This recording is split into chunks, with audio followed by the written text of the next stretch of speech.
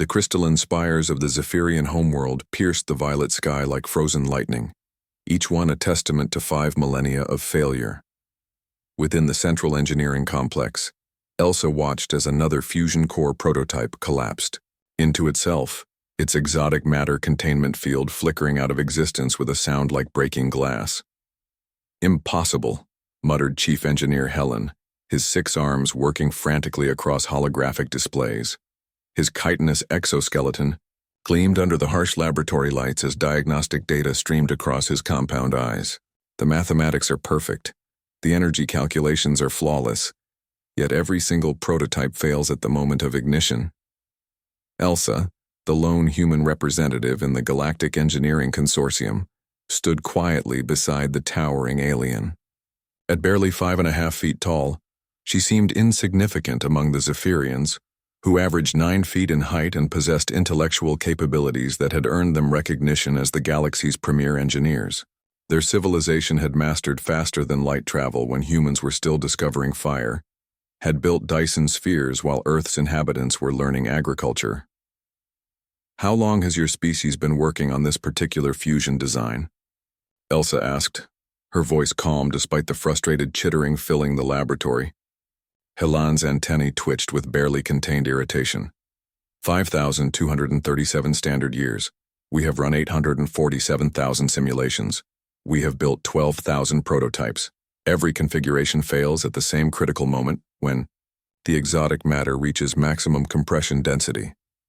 The problem had become legendary across the galaxy. The Zephyrians had designed the most efficient fusion reactor ever conceived, one that could power entire star systems with the mass equivalent of a grain of sand. The theoretical framework was brilliant, the engineering immaculate. Yet something prevented it from functioning, some fundamental flaw that had eluded the greatest minds in known space. Other species had tried to help. The crystalline Vox with their perfect mathematical reasoning, the energy-based ethereals with their intuitive understanding of physics, even the mechanical forge builders with their precision engineering, all had failed. The project had become a symbol of the universe's ultimate mystery, proof that some problems were simply beyond solution. Elsa walked closer to the failed prototype, ignoring the residual radiation that made the other beings maintain their distance. Humans, it seemed, were remarkably resistant to exotic particle exposure, a trait that had initially puzzled xenobiologists. "May I examine the containment field generators?" she asked. Helen's mandibles clicked in what might have been amusement. "Human Elsa, with respect, this technology operates on principles your species discovered only decades ago. Our finest minds have—" "Please," Elsa interrupted gently. "Sometimes a fresh perspective helps." With visible reluctance, Helen activated the generator displays. Elsa studied them for several minutes, her brow furrowed in concentration. The other engineers had fallen silent, watching this primitive being examine their life's work with what they assumed was hopeless naivety. "Your exotic matter compression follows a perfect mathematical sequence," Elsa observed. "The containment field maintains absolute geometric precision. The energy flow is calibrated to theoretical perfection." "Yes," Helen said, his tone suggesting he was stating the obvious. "Every parameter is optimized." "That's the problem," Elsa said quietly. The laboratory fell completely silent. Several engineers stopped their work to stare at the small human, who had just suggested that perfection was problematic. "Explain," Helen demanded, his compound eyes focusing intently on Elsa.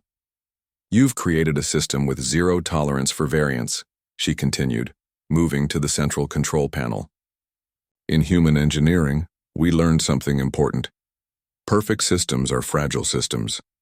They can't adapt to unexpected conditions." Her fingers moved across the holographic interface with surprising confidence. "Your exotic matter compression reaches maximum density at exactly the moment when quantum uncertainty should create microscopic fluctuations. But your containment field is so perfectly calibrated that it can't accommodate even the tiniest variation." Helen's 6 arms froze above his controls. "You're suggesting imperfection?" "I'm suggesting resilience," Elsa replied, She began, adjusting parameters, introducing tiny randomization factors into the containment field equations. In human systems, we build intolerances, backup responses, adaptive algorithms. We expect things to go wrong, so we design systems that can handle failure gracefully. The watching engineers chittered among themselves, their mathematical minds struggling with the concept of intentional imprecision. For 5 millennia, they had pursued absolute perfection, believing that the slightest flaw would cause catastrophic failure. The containment field needs to breathe, Elsa explained as she worked. It needs room to flex when quantum fluctuations occur. Instead of fighting the uncertainty principle, we work with it. She finished her modifications and stepped back. Try it now. Helen hesitated, his training screaming against everything Elsa had done. She had introduced chaos into their perfect system, added variables where none should exist, yet something in her quiet confidence made him initiate the startup sequence. The exotic matter began to compress. The containment field flickered to life, its geometry no longer mathematically perfect but somehow more organic, more alive. Energy readings climbed steadily toward the critical threshold. For a moment that lasted an eternity, nothing happened. Then, with a sound like singing, crystal, the fusion reaction achieved stable ignition. Clean, unlimited power flowed through the system, contained within a field that danced and adapted to every quantum fluctuation like a living thing. The laboratory erupted in chittering celebration. Engineers who had dedicated their lives to solving this puzzle stared in amazement at the functioning reactor. 5,000 years of failure had ended in minutes. Helen approached Elsa, his massive frame somehow seeming humbled. "How did you know?"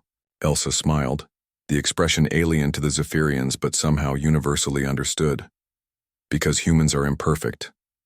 We've learned to build systems that work despite our flaws, not because of our perfection.